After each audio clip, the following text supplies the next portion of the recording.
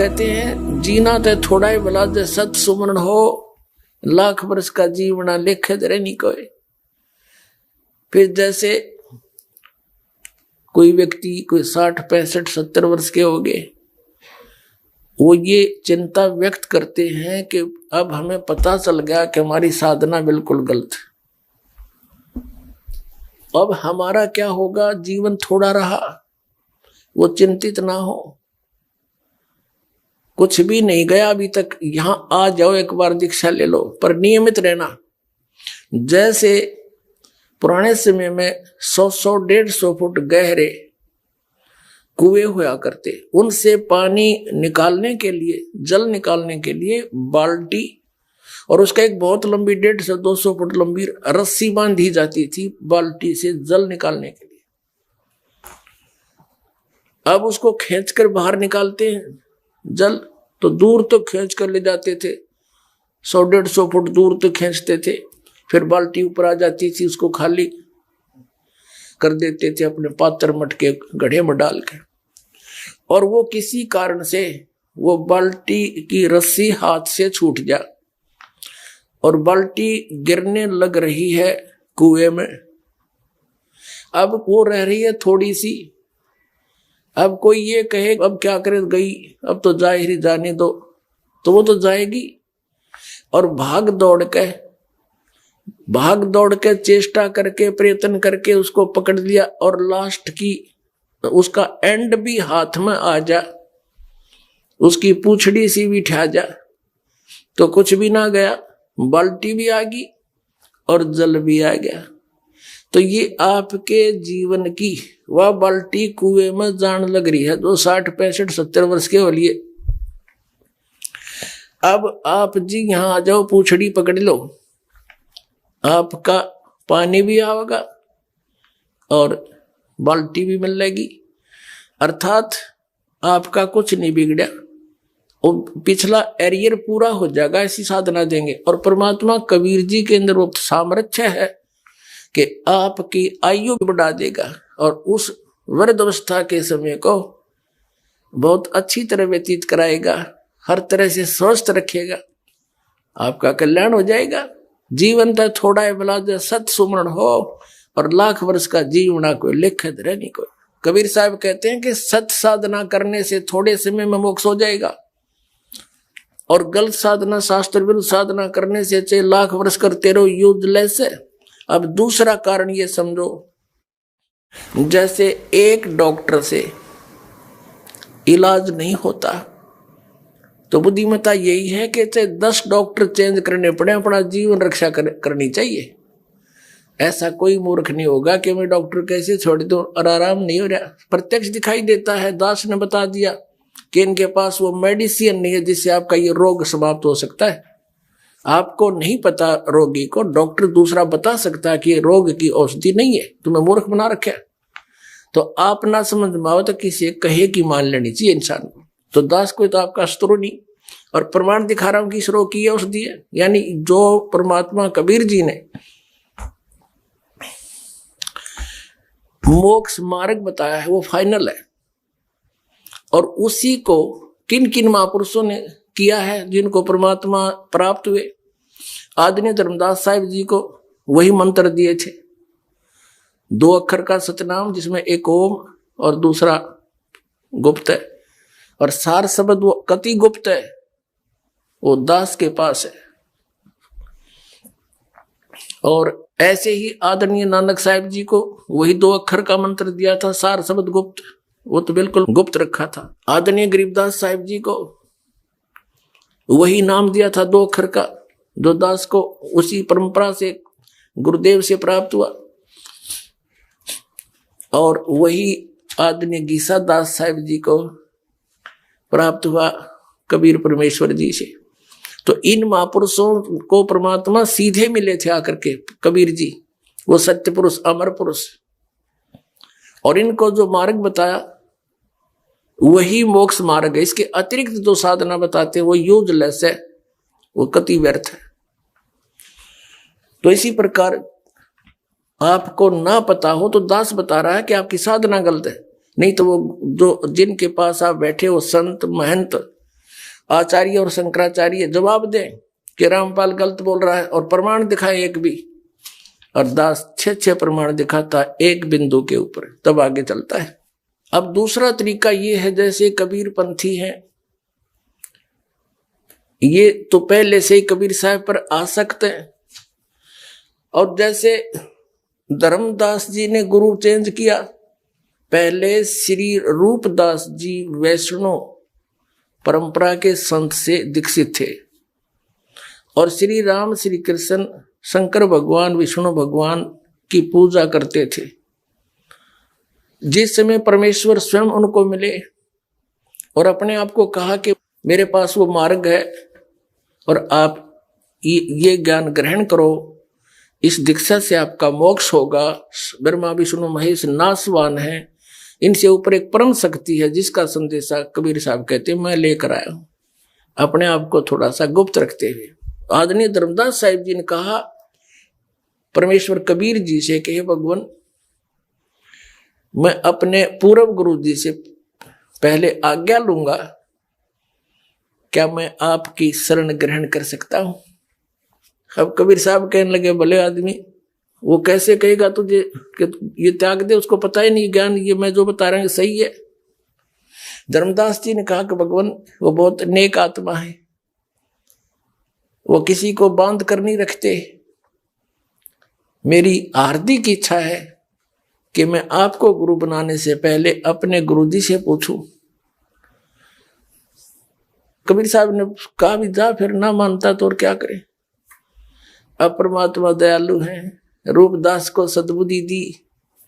धर्मदास जी ने कहा कि हे गुरुदेव, मुझे ऐसे ऐसे ज्ञान बताने वाले एक सतगुरु मिले हैं, और ब्रह्मा विष्णु महेश की ये सतिथि है, और इनसे ऊपर एक परम शक्ति है, उसकी साधना से मोक्ष होता है। असंख्य जन्म हो गए हमने यहाँ भटकतों को, तो क्या मैं उनसे दीक्षा ले लूं? रूपदास जी ने कहा बेटा, मेरी समझ से बाहर है कि ब्रह्मा विष्णु महेश से ऊपर कोई और शक्ति है और ये नासवान है, मैं तो इसको नहीं मानता। यदि तेरा मन मान चुका है और तुझे ऐसा लग रहा है कि वो ज्ञान सही है, तो बेटा मैं बाधक नहीं बनता, आप अवश्य दीक्षा ले लो। तो पुण्यात्मा, वो उनका हितैषी था, ठीक है, उसकी बुद्धि काम ना करे थी, आप तो बाढ़ में गया सो गया, पर उस परमात्मा की रजा हुई उस प्यारी आत्मा पे उसको फ्री कर दिया। तो ये धर्म गुरु जितने हैं, महंत संत, ये मंडलेश्वर, ये तो उस रूपदास जी से भी गए गुजरे, ये तो उल्टे पड़े हैं, जो क्या हमने झूठ बोला है रामपाल है, वहां उसके सत्संग भी ना सुनना, तो ये हितैषी नहीं आपके, ये परोपकारी नहीं है, मान बढ़ाई के भूखे ये अपना जीवन नाश करें और आपको भी बर्बाद कर देंगे। आप स्वयं फैसला लो, ज्ञान को समझो, प्रमाण दास दिखा रहा है, सब सदगुरु दिखा रहा है, उन महापुरुषों की प्रत्यक्ष प्रमाण दिखा रहा हूं जिन्होंने इसी नाम इसी मंत्र का जाप किया। तो त्याग दो नकलियों को, तुरंत आओ इधर, हम पलकें बिछाए बैठे आपके लिए, परमात्मा का भेजा हुआ है दास आपके लिए, इस कलयुग में सत्कर्म मानना।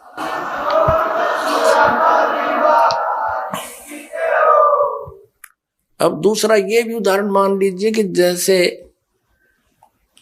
रूपदास जी प्राइमरी कक्षा के टीचर थे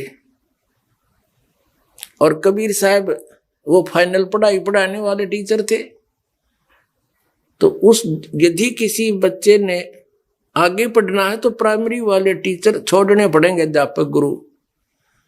तो इसी प्रकार समझ लीजिए, अपना किसी प्रकार भी विचार करके अपना कल्याण करा लीजिए। समय बहुत थोड़ा है, ये समय बहुत ही कम है। कबीर परमात्मा ने यह पिछली पीढ़ी का समय निर्धारित किया था, आपको कबीर सागर से और अन्य प्रमाणों से सिद्ध कर दिया है कि ये दास कबीर परमात्मा का भेजा हुआ है आपके लिए सत संदेश लेकर के, जो निर्धारित समय, और जब 5500 वर्ष कलयुग बीत जाएगा, कबीर साहब ने कहा था, तब मैं अपना अंश पठाऊंगा और पूरा विश्व उससे दीक्षा लेकर और कल्याण कराओगा, सतलोक आ जाओगा। वो समय भी आ गया है। जितना लेट होगे उतना आपको हानि है, जितना देर करोगे। तो आप शीघ्र ग्रहण करो, देर ना करो, इस समय बार बार नहीं मिलता। और ये बिचली पीढ़ी का समय और ये मनुष्य जीवन और ये दास तत्वदर्शी संत, ये नंबर कदे कदे सेट होया करें। अब चौकी हो ना, देर ना करो, जल्दी आओ, विलंब आओ। आप जी ने क्या देखा और क्या इन्होंने बताया, ये दामा खेड़ा वाले और लहर तारा तालाब बनारस वाले और जो भी वहां जितने भी कबीरपंथी हैं और जम्मू रांजड़ी वाला श्री मधु परमहंस जी, ये सब मिलाकर के क्या बताते हैं कि परमात्मा एक प्रकाश पुंज है ऊपर। और दूसरा ये बताते हैं परमात्मा का नाम क्या बताते हैं आपको, क्योंकि नाम से भगवान मिलना है और नाम इनके पास है नहीं। जैसे जम्मू वाला क्या नाम देता है श्री मधु परमहंस जी, सतगुरु और सतनाम। अरे कान में कर देता हूं, ये कोई मंत्र है कहीं प्रमाण दिखाओ, एक प्रमाण दिखा दो इनका किसी महापुरुष ने इनके दिए मंत्र से को मोक्ष प्राप्त हुआ वो। और ये जो कबीरपंथी है क्या नाम देते हैं, आदि नाम, अजर नाम, अमर नाम, पाताल सब सिंधु नाम, और इसी को सतनाम, इसी को सार नाम, सार शब्द कहते हैं। ये खाक है इनके पास। वास्तविकता क्या है जो आपके सामने इस पूरे एपिसोड में दास ने कथित प्रमाणित कर दी, वो वास्तविकता है और उसी मंत्र से मोक्ष होगा। और दूसरा आपके समक्ष ये भी प्रमाणित कर दिया कबीर सागर से कि इस दास को वो तत्वदर्शी संत बनाकर भेज रखा है जो पूरे विश्व को ज्ञान देगा और पूरा विश्व एक होगा। बुद्धिमान समाज है, कुछ दिनों में इनकी सबकी पोल खुल जाएगी। दास ने सबके झोड़े थैले खाली कर कर दिखा दिए इनके पास के माल था, और समझेंगे और भाग कर आएंगे यहाँ पर, ये देखते रह जाएंगे। ये ऐसे समय में ये इतना गुमराह कर रहे हैं जबकि मानव इतना इंटेलिजेंट हो चुका है। यदि ये संत है और महापुरुष परोपकार करना चाहते हैं तो इन्होंने अपने आप कहना पड़ेगा और मानना चाहिए कि सचमुच हमारे पास ज्ञान नहीं है, नहीं तो ये परोपकारी नहीं है, ये मानव समाज के शत्रु हैं और इनकी कति जड़ निकाल दूंगा। समाज इनको अपने आप त्याग करके यहाँ आएगा और अपना कल्याण। पुण्यात्मा प्रसंग चल रहा है, यहाँ पर तीन परमात्मा, तीन पुरुष, तीन प्रभु मुख्य रूप से आध्यात्म ज्ञान में रहते हैं। एक सरपुरुष, एक अक्षर पुरुष, एक परम अक्षर पुरुष, जिसको सच्चिदानंद घन ब्रह्म कहा है। श्रीमद् भगवद गीता अध्याय नंबर 15 के श्लोक नंबर 16 और 17 में तीन पुरुषों की जानकारी भिन्न भिन्न है। इससे पहले थोड़ा सा और संशय निवारण करेंगे और थोड़ा सा प्रमाण जानेंगे। श्रीमद् भगवद गीता अध्याय नंबर 7 के श्लोक नंबर 29 में गीता ज्ञान दाता ने कहा है कि जो व्यक्ति उस तत्ब्रह्म से परिचित है और सारे अध्यात्म ज्ञान से परिचित है, सभी कर्मों से परिचित है, वो केवल जरा और मरण से छूटने के लिए ही प्रयत्न करता है, संसार की और किसी भी वस्तु की इच्छा नहीं रखता। ये 7वें अध्याय के 29वें श्लोक में बताया गीता ज्ञानदाता ने, और 30 श्लोक हैं 7वें अध्याय में।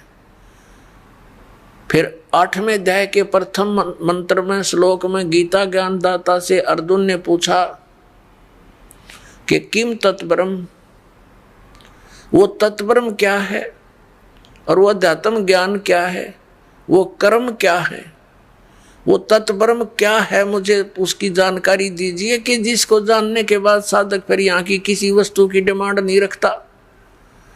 8वें अध्याय के 3 श्लोक में गीता ज्ञानदाता ने उसका उत्तर दिया है कि वो परम अक्षर ब्रह्म है। यानी गीता ज्ञानदाता से कोई अन्य समर्थ शक्ति है, वो सुप्रीम गॉड है, वो परम अक्षर ब्रह्म है। अब प्रमाण देखिएगा, ये देखिएगा अध्याय नंबर 7 का, और यहाँ 29वां श्लोक है। यहाँ संस्कृत है इसकी। जरा मरण मोक्षाय जरा माने बुढ़ापा, वृद्धावस्था, मरण मृत्यु, मोक्षाय माने मोक्ष के अर्थ, मोक्ष के लिए, उस जरा और मरण से छुटकारे के लिए माम आश्रित है, मेरे इस ज्ञान का आश्रय करके के तत्वदर्शी संत की खोज कर ले, वो बतावेंगे। उसका आश्रय करके यतनती, ये जो प्रयत्न करते हैं, जरा मेरे उस ज्ञान का को आधार बनाकर तत्वदर्शी संत की खोज करके जो प्रयत्न करते हैं, किस लिए? जरा और मरण से छूटने का। ते ब्रह्म तत्विदु कृष्णम अध्यात्म कर्म च अखिलम। इसका अनुवाद देखिए। गीता ज्ञानदाता कहता, जो मेरे शरण हो गए, जरा माने वृद्धावस्था, मरण से यानी मृत्यु से छूटने के लिए प्रयत्न करते हैं, यत्न करते हैं, वे पुरुष तत् ब्रह्म, तत् उस ब्रह्म, ब्रह्म को, तत् ब्रह्म को, संपूर्ण अध्यात्म को तथा संपूर्ण कर्मों को जानते हैं। अध्याय नंबर 7 के 30 में इतना कहा है कि जो मुझे जानते हैं इस सब रूप में, तो वो मुझे ही जानते हैं, आगे नहीं जानते वो। अब इसके साथ ही ये है 8वें अष्टमो अध्याय, इसके प्रथम मंत्र में अर्जुन ने पूछा, किम तत्ब्रह्म? अर्जुन वाच, किम तत्ब्रह्म? आपने जिस इस तत् ब्रह्म, उस ब्रह्म को, संपूर्ण अध्यात्म को, संपूर्ण कर्मों को जानते। तो यहाँ पूछा है 8वें अध्याय का प्रथम मंत्र में, किम तत्ब्रह्म और किमत अध्यात्म और किम पुरुष, किम कर्म पुरुषोत्तम, अधिभूत च किम प्रोक्तम, अधिदेवम किम उच्यते। वह ब्रह्म क्या है? हे पुरुषोत्तम, वह ब्रह्म क्या है? तो गीता ज्ञानदाता ने अब इसी गीता अध्याय नंबर 8 के और श्लोक नंबर 3 में कहा है, वह परम अक्षर ब्रह्म है। वह परम अक्षर ब्रह्म है जो गीता ज्ञानदाता से अन्य और समर्थ है। अब हम समझेंगे गीता अध्याय नंबर 15 के श्लोक नंबर 16 और 17 को बहुत आसानी से समझ में आएंगे। सरपुरुष, ये ज्योति निरंजन है, गीता ज्ञानदाता श्री कृष्ण में प्रवेश करके बोलता है।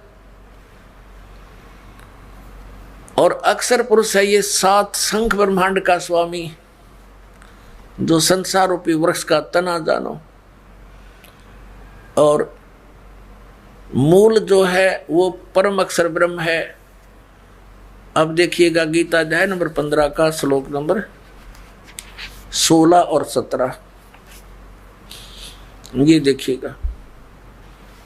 इसके नीचे से 16वां यहाँ श्लोक है, दिवौ इमौ पुरुषौ लोके सर च अक्षर है एव च। इस लोक में दिवौ माने 2, पुरुषौ माने परमात्मा, वेल नोन है। कौन? सर पुरुष को हो, अक्षर पुरुष को। इस पुरुष को हम यहाँ 2 जगह लगा सकते हैं, सर पुरुष और अक्षर पुरुष। और इनके अंतर्गत जितने प्राणी हैं वो तो नासवान हैं, जीवात्मा किसी की मरती नहीं है, तो सबका, गधे की भी नहीं मरती। यह अनुवाद देखें, इस संसार में नासवान और अविनाशी भी ये 2 प्रकार के पुरुष, यानी पुरुष माने परमात्मा प्रभु हैं, एक सरपुरुष, एक अक्षर पुरुष। और संपूर्ण प्राणियों के शरीर नासवान है, जीवात्मा तो सबकी अविनाशी है, गधे कुत्ते की भी है। अब 17 में कहा कि उत्तम पुरुष तो इन दोनों से, इस सर और अक्षर से, ये 2 पुरुषों से अन्य है। उत्तम पुरुष है तो अन्य, और परमात्मा इति उदारत है, जिसको परमात्मा कहा जाता है। ये लोक त्रयम् आविश्य विभर्ति, जो तीनों लोकों में प्रवेश करके सबका धारण पोषण करता है, अवय ईश्वर है, वो वास्तव में अविनाशी परमात्मा है। उत्तम पुरुष यानी श्रेष्ठ प्रभु तो कोई और है, इन दोनों से, 16वें श्लोक वालों से अन्य है, और ही है। तीनों लोकों में प्रवेश करके ये संसार रूपी वृक्ष से, सब पूरे संसार रूपी वृक्ष को, यानी जड़ों से ही आहार प्राप्त होता है। यानी उस परमात्मा से ही सबका धारण पोषण हो रहा है, वो सबका मालिक है, सबका दाता है। अब यहां फिर देखिए, उत्तम पुरुष तो अन्य ही है जो तीनों लोकों में प्रवेश करके सबका धारण पोषण करता है, वो अविनाशी परमेश्वर परमात्मा इस प्रकार कहा गया है। अब ये विचलित कर देंगे आपको ये तत्व ज्ञानहीन 15वें अध्याय के 18वें श्लोक में। अपने आत्मा ये तत्व ज्ञान है और ये तत्व ज्ञानहीन प्राणी आपको यहां अड़ा देंगे कि गीता ज्ञान दाता ने 15वें अध्याय के 18वें श्लोक में बताया कि वो उत्तम पुरुष मैं ही हूं। नहीं, यहां तो इसने ये कहा कि मेरे अंतर्गत जितने प्राणी हैं उनसे मैं उत्तम हूं, इसलिए लोक वेद के आधार से यानी दंत कथाओं के आधार से मैं पुरुषोत्तम प्रसिद्ध हूं। लेकिन उसने स्पष्ट कर दिया है 15वें अध्याय के 17वें श्लोक में कि वो तो कोई और है, उसको तो तत्वदर्शी संत बताएंगे। बस इतनी सी बात है। ये देखो, इसका यह अनुवाद है गीता अध्याय नंबर 15 का और श्लोक नंबर 18। क्योंकि मैं, इसका अर्थ है यस्मात् सर अतीत है अहम अक्षरात अपि च उत्तम उत्तम अतः अस्मि लोके वेदे। लोके वेदे माने लोक वेद में दंत कथाओं के आधार में मैं पुरुषोत्तम प्रथित माने प्रसिद्ध हूँ, क्योंकि मैं नासवान जड़ वर्ग क्षेत्र से तो सर्वथा अतीत हूँ और अविनाशी जीव आत्मा से भी उत्तम हूँ, इसलिए लोक और वेद में पुरुषोत्तम नाम से प्रसिद्ध हूँ। अब यहाँ इसने क्या कहा है, यदि ये और साथ में श्लोक आपको ना सुनाए जाते तो यहाँ आपकी बुद्धि नहीं सेट होती। ये कहता है कि मेरे अंतर्गत जितने भी प्राणी आते हैं, क्योंकि ये केवल 21 ब्रह्मांड का स्वामी है और इसको सरपुरुष भी कहते हैं। तो ये कहता है मेरे अंतर्गत जितने प्राणी हैं वो चाहे तो नासवान जड़ वर्ग है और चाहे अविनाशी जीवात्माएं हैं, उनसे मैं उत्तम हूँ, श्रेष्ठ हूँ। इसलिए इस दंत कथा के आधार से, लोक वेद के आधार से मैं पुरुषोत्तम प्रसिद्ध हो रहा हूँ। वास्तव में पुरुषोत्तम तो उसने बता दिया कोई और ही है। और फिर 8वें अध्याय के श्लोक नंबर 1 के उत्तर में 8वें अध्याय के 3रे श्लोक में गीता ज्ञानदाता ने स्पष्ट ही कर दिया है कि वो परम अक्षर ब्रह्म है, वो परम अक्षर ब्रह्म है। अपने आत्माओं श्रीमद् भगवद गीता अध्याय नंबर 8 के श्लोक नंबर 5 और 7 में गीता ज्ञानदाता अपने विषय में कहता है कि अर्जुन तू सब भाव में सब समय में मेरा स्मरण कर, मुझ में भाव वाला बन और युद्ध भी कर, मुझे ही प्राप्त होगा। अब जहाँ आशा ता वासा होई, मन कर्म वचन सुमरियो सोई। अब 8वें अध्याय के 8, 9, 10 में गीता ज्ञानदाता इन 3 श्लोकों में अपने से अन्य उस परम अक्षर ब्रह्म की शरण में जाने को कह रहा है कि उसकी भक्ति करेगा तो उसको प्राप्त होगा। और अपने विषय में दूसरे अध्याय के 12वें श्लोक में, चौथे अध्याय के 5 और 9 श्लोक में, 10वें अध्याय के दूसरे श्लोक में गीता ज्ञानदाता कहता अर्जुन तेरे और मेरे बहुत जन्म हो चुके, तू नहीं जानता, मैं जानता। इससे सिद्ध हो गया कि गीता ज्ञानदाता भी नासवान है और नासवान की भक्ति करने से स्थायी मोक्ष हो नहीं सकता, जन्म मृत्यु का रोग नहीं कट सकता।